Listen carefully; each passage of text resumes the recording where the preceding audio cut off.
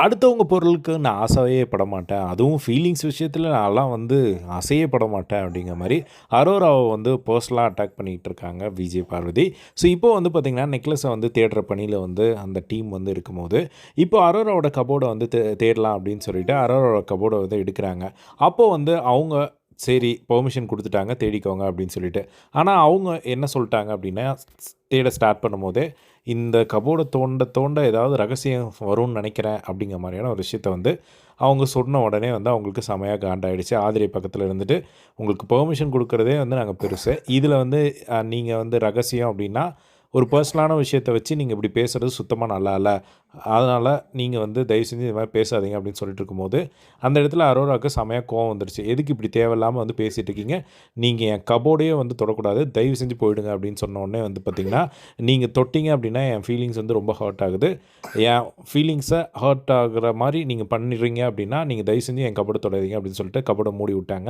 அதுக்கப்புறமா உடனே வந்து பார்வதி வந்து பார்த்தீங்கன்னா, அத வச்சுட்டு உங்க ஃபீலிங்ஸ நாங்க எல்லாமே எப்பயுமே வந்து ரெஸ்பெக்ட் பண்ணுவோம். அப்படிங்கிற மாரி பார்வதி சொன்ன உடனே வந்து அவங்களும் வந்து பார்த்தீங்கன்னா, நீ இந்த மாரி சும்மா ஜாடமடையா பேசுறவளெல்லாம் வந்து வச்சுக்காத அப்படிங்கிற மாரி அரோரா வந்து செமையா கோவப்பட்டு வந்து சொன்னாங்க. உடனே பார்வதி இருந்துட்டு நாங்கலாம் வந்து அடுத்தவங்க பொருள வந்து தொடவே மாட்டோம். அடுத்தவங்க பொருளுக்கு வந்து ஆசையே பட மாட்டோம்.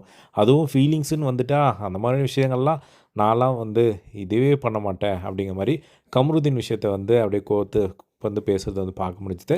அவங்க பாட்டுக்கு வந்து பேசிக்கிட்டே இருந்தாங்க. அரோரா வந்து சொன்னாங்க, "நீ கிளம்பு இந்த இடத்துலேருந்து" அப்படின்னு சொன்னோனே, "நீ எப்படி கிளம்ப சொல்ல முடியும்? நான் இங்க நிக்கிறத பத்தி நீ எல்லாம் சொல்லவே முடியாது" அப்படின்னு சொல்லிட்டு அங்கேயே நிக்கிறாங்க. "அப்பன்னா இங்கேயே இரு. நீ என்ன வேணா பண்ணு.